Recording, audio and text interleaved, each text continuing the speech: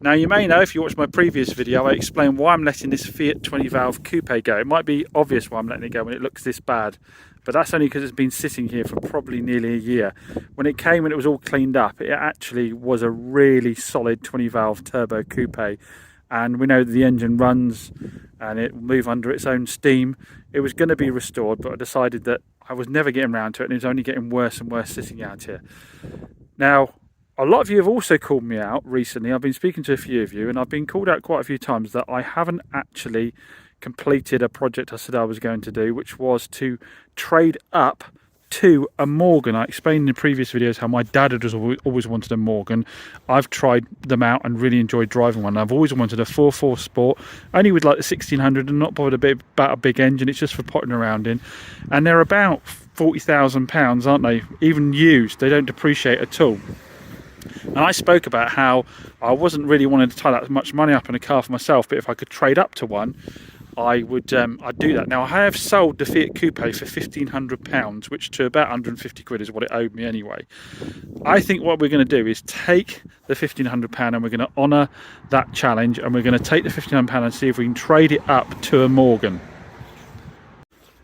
So what I now need to do is I now need to find something I can buy and prep within £1,500. If I go over budget on prep, what I'm going to do is I'm going to do what you would do yourself if you were trying to do a project and you run out of cash, which is I'll put it on a card, and then when it sells I'll refund it back again. I'll pay it back again, so we're truly back to our true net profit and our true net cash flow on the deal, and we're just going to keep trading up until I've got enough money to go shopping for that Morgan. Now this is going to be harder than it would have been previously, because I used to get cars for that kind of money quite regularly, but now with COVID and the price of cars being that much higher, it's really quite hard to buy a car for that kind of money and do anything to it to bring it to the standard you're happy to sell it at and make money at it. So we're going to, these first few trades I think are going to be the struggles. I think once we start getting into the sort of 4 to 5k plus, I think it'll be relatively easy, but the first few trades to get us underway are going to be pretty damn tough. I don't think we're going to find stock of that price point through my dealer contacts, through the trade in the main dealerships, because people just don't tend to trade in cars that old. I think it's going to be either a private seller, it's going to be something we buy off Facebook Marketplace, or it's going to be something that comes in trading against one of my other vehicles. If you've got an idea on what the exact rules of this challenge should be, make sure you get in the comments down below and say. And if you've got some ideas what my first flip should be, make sure you get in the comments down below and let me know. And yeah, hopefully you can subscribe and follow on for the journey, and we'll see if I can trade my way up to a Morgan. It's obviously going to take a while, so it'll be interjected between other videos as and when deals happen. I can't put a stop on the business and just focus 100% on that as much as I would like, so it's going to happen naturally alongside. So again, realistically it could be the kind of thing like you could do from home off your driveway over a period of time as well, because I'm going to be using the same sort of time frame you might do, which is just using your weekends and perhaps in your evenings to do it. You of course would have the benefit of not having to worry about any warranty claims coming back off the cars you're flipping. Anyway, so £1,500 from the coupe, that's our starting point. Let's see what we can do with it.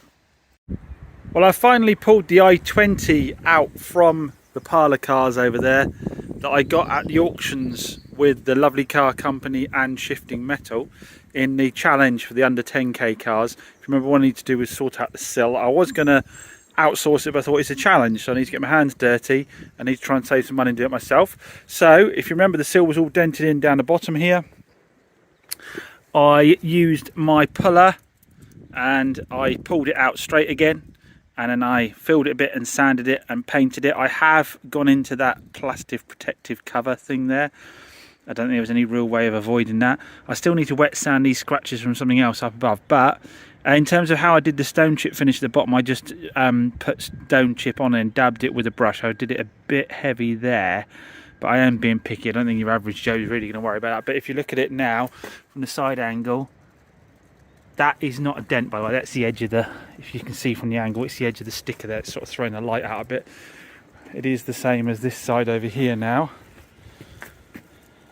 So that just needs a clean up, and obviously that's cost me nothing because that was the same white as I had for the Hyundai i10 in here that I've also been painting this morning at the same time. I did the corner of the bumper where all the scratches were. So yes, the Rattle Can King has been at it again. I didn't get the compressor out because it just wasn't worth it for the amount of work that's been done. Wheels are off because they're being sprayed black and the wheel trims have been refurbished. You know, I like to keep original wheel trims in place. So they are over here somewhere underneath the Igo that needs to be finished off. I have sanded them down, fixed the cracks on the side of them, and give them a coat of paint so they can go on. Like I say, I always like to keep original wheel trims if I can.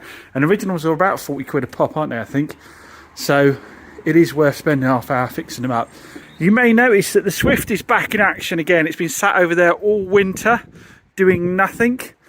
As I've been driving the Range Rover, my new favourite. I shouldn't say that in front of the Swift. I've driven the Swift around a bit again and it just is major fun. One of the reasons I dug it out is I've been invited by Lee from Barham Engines to do a track day again. So I thought I'll dig it out, get it running again. I've got some tools in the boot because the Fiat Panda I sold to my neighbours, it isn't holding, the handbrake isn't holding on the slope outside their house, and it did actually go back down to Moore's because I said the first time it wasn't doing it, and Moore's put new handbrake cables in. They also said they were getting a bit of a knock from the car, so we ended up doing rear shock absorbers as well. I thought it was the new exhaust knocking, but apparently the Moore's guys reckon it's shock absorbers, so that car's ended up having shock absorbers all the way around, new exhaust system, new handbrake cables, everything. I think I'm about 1,500 quid into repairs on that car now. Not a profitable car, and that is why it's a good job I didn't discount it for neighbours. It's very tempting with neighbours and friends to discount cars when you sell them to them, but that's the worst thing you can do because you're always going to do probably more for them than you are anybody else. Like, for example, me running out to actually fix it at their house. So I've put the tools in the boot of the car. Only trouble with this sitting around is it is a bit pongy. It's got a little bit of damp in it. It's a bit pongy, but I thought I'd show you this stuff because this is from Craig, my valeter's. It's his wife's spray. Now, he was doing cars for me the other day. I hopped in the car and I said, God, that smells lovely, mate. What have you done with that? He goes, my missus has started a little business doing fragrance sprays, and what's the other thing she does? She does those wax melts as well. And I thought, you know, we shout out big companies all the time on channels, but this is somebody trying to do a little bit of business from home, setting up their own little business. So a lot of you may know what these are. I think you put them on top of your oil burners and they slowly melt and let off a fragrance. But I actually ended up buying a load of these sprays because I like them that much. So I can just, when the cars are sitting around inside the showroom and outside for a bit, they just, you know, they're not being driven around with heaters on. They get a little bit of pong. But this isn't overpowering. A lot of times stuff's overpowering. This one is room and linen spray, and you just put it in there, and it's not, like I say, it's not an overpowering smell. It's like it does smell like you've just washed your clothes in there. She does various different flavours, so I'm going to put a link in the video description down below, and let's see if we can't help support a local little business getting off the ground. Yeah, really nice. I'm going to leave this one actually in the car, and I can just give it a little waft every now and then. Not to get rid of my smell, before anybody says anything, to get rid of really damp smells. But we'll pop it in there and take it with us. So I'll put a link in the video description down below for that, and I will pick up the plastic cap I just dropped. Now, I need to do retail stuff quite desperately because I've had a cracking start to the month. So the Picanto sold, the Freelander sold to one of our subscribers, the Dacia is sold, the Peugeot TP sold, I sold the blue Mocha over there, I've sold... What's the other thing I sold? I'm going to remember in a minute. Oh, the Hyundai i40 sold. That was all within within the first 2 days of the month. They've all gone. So I need retail stock badly. I've done nothing about prepping the Nissan yet. Nothing about prepping the Focus. That doesn't actually need a lot of focus. That's really good. I've got my Vitara back. God knows what the bill is on that. I need to go down and pay more for that. Horrendously big bill on that. I've got to put the wheel back on the Fiat 500 so I can put that up for sale. So the Fiat 500 can go up for sale. The Vitara can go up for sale. The Nissan can. The Focus can. The i20 can now obviously be put up for sale as well. And the Yeti has been valeted but still needs a machine polish and a few other bits and bobs before I want to put that out for sale. It's got a broken aerial. It's got a bit of a tatty boot edge where people loaded it. And obviously this i10 can now go up for sale as well. We did the advisories on it. So I have got 5 or 6 cars that I could actually put up for sale, but I could do with some more stock. Oh, I've got the Doblo back over there. The Doblo's come back from Malcolm. He's done his magic again. He So it had a little bit, so it didn't need major paint, but it had a dented front wing, didn't it? And it had a crack in the rear bumper. Oh, by the way, the Fiat 20 valve coupe I sold went to, I didn't realise, the guy that bought it sent it straight to Neil at Italia Autos. I know Neil from my Alfa Ragazzi days. He is a restorer of Fiat 20 valve turbo coupe, so it went to the right home. So he painted the front wing and he also painted the back. Now my initial thing was, oh, the silver's slightly off on the front wing, but it actually isn't when you look at it, because if you look this side, the factory is slightly different, and if you look at the back, it's slightly different to the body, and that's because manufacturers now have the bumpers painted by the manufacturer of the bumpers. So they aren't painted by Fiat, they're painted by the people that make the bumpers for them. They come in and they're bolted to the car, so there's always a slight difference between the plastics. But now, yeah, he did a little crack for me on the back there somewhere. I can't even tell you where that was now. He's done that crack in a job. So it now just needs a really good valet. I can't remember what the MOT situation with it is. Just had a call from Moores, which is a bit of a bummer, on the Hyundai i40. I'm pointing to empty space, it's still down with them. That every man and his dog wanted. I had the phone ringing off the hook for it. Nice car. There was a couple of things to sort out. I put a new clutch in it because the biting point was low. Turns out that actually the clutch was okay. The friction plate had loads on it, but someone had used a cheap, they'd gone in and put a slave cylinder in, which is internal, and not changed the clutch at the same time, and they'd used a cheap slave cylinder that was kind of seized up a bit and was giving you a really sharp uptake on the pedal. But obviously once they're in there, we just put the whole clutch kit in with the new slave cylinder, and the guy said they put a much higher quality one in. So that was done, but the parking sensors were blipping. One was blipping on the front, one was blipping on the back incorrectly. So I thought, no problem at all, ordered up the parking sensors, gave them to the guys, put them in, fault swapped to a different one. They traced all the wiring around to find out if there was any broken wires, couldn't find any, and it turns out someone's actually been in there before apparently, because the parking sensors are marked up with a pen for which position they're in. So somebody obviously has been in before and bailed on it. The guy said, look James, it could be ECU, it could be you replace all the parking sensors and the whole thing and it still doesn't work, or it could be, sorry, not ECU, body control unit, which means you then need to, as I understand it, reprogram all new keys to the car if you put the body control unit in. Now the reversing camera works and the lines come up with it, all that works, and the parking sensors all work. All it is giving you a false reading when you first manoeuvre the car at low speed forwards and backwards. So what I've done is, the only thing you can really do in that situation is, I don't think it's worth going down the route of changing all those parts out on the off chance it doesn't and it still doesn't. I've messaged the customer, I've told them the score, I've said I'll refund you, and then I would sell the car with that as a known fault, because you can turn the parking sensors off on the dashboard and then just go off the reversing camera. So I've said you can have it with that as a known fault with a discount. Sorry, I said I'd either refund it to you or you have it as that as a known fault with a discount. And if he decides he wants a refund, I'll re-advertise it with that as a known fault. I won't list it as having parking sensors. I'll say it's got a parking camera and list it as a known fault, which you're perfectly, as long as you list it as a known fault, then you're not reliable for it on any kind of warranty claim. So we'll see what he decides to do on that front. That's cars for you. You never know what people have been up to on before. You never know, you know, 9 times out of 10 you replace a parking sensor and it all works again. But in this case, it's not the case, unfortunately. I've also picked up a Facebook Messenger message from the customer that bought the TP. I always tell people to send me stuff on Messenger, because if I'm out and about, I'm not here to answer the phone, but I've always got my mobile phone on me, so if you do the Facebook Messenger page on the CG Car site, you'll always get hold of me. So I picked up a message from him to say that it's gone into limp mode. So he's driven it around for a day, it's been fine, he's gone out setting this morning, it's gone into limp mode, and he's turned the car off and back on again, it's not going away. So I'm going to grab my top don kit and I'm going to go down and I'm going to plug it in on the way home. And I've also got to drop off the Fiat Panda that I've got down, that I sold a little while ago, because the customer's having a problem with it not holding outside their house. They've got a slope light outside their house. I think the problem as much is that the lady, to pull up with enough strength to hold it on the hill, it's just too much.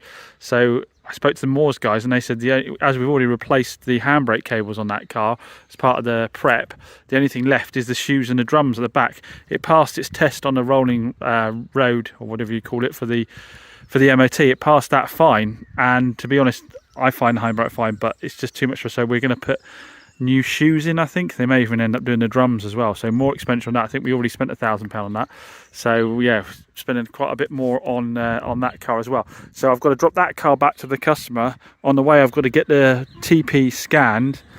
Now I know main dealers would be, you know, quite rightly, I guess, to a certain extent, if you've got a problem with the car, you've got to get back to them, haven't you?